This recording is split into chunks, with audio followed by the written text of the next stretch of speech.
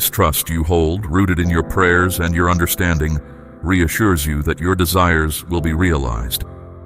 Consider this a confirmation of that truth. You are receiving this message for a reason.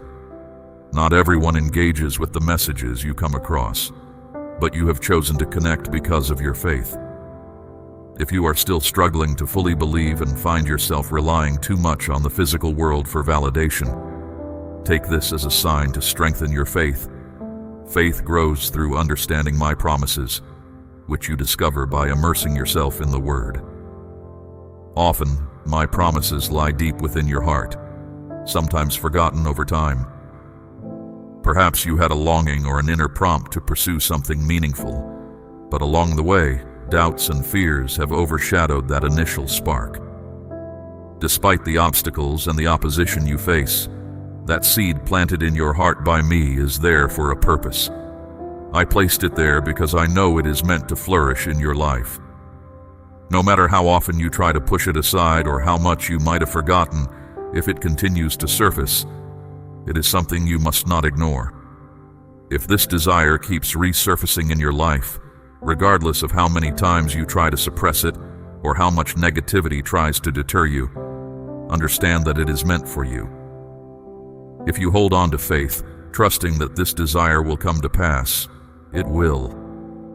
Even if it seems daunting, unrealistic, or out of reach, if it resides in your heart and keeps presenting itself to you, it is destined to happen. At this moment, you are being guided to embrace faith fully. You are faced with a choice between faith and fear. It is essential to decide which path you will follow. Are you choosing to live in fear, worrying about failure, lack, or what could go wrong? Or will you choose to have faith and remain curious about the possibilities of what could go right? This is a pivotal decision you need to make. Life often presents contrasting choices like love versus hate, faith versus fear, light versus darkness. You must choose which one you will nurture and which one you will let go. If you have faith and hold on to the belief that what lies in your heart can be achieved, that you are capable of becoming the person I intended you to be, that you can reach the goals aligned with your purpose and destiny, then it will come to pass. It will happen, without a doubt. There have been times when you might have felt alone, when no one believed in you, but you knew deep down that you have a mission, that you were not meant to live an ordinary life.